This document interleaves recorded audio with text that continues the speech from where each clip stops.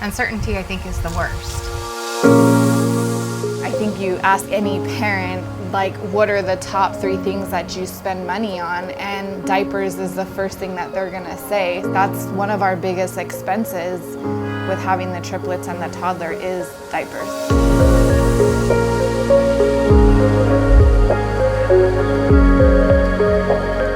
So to be able to provide diapers during this time is huge for families.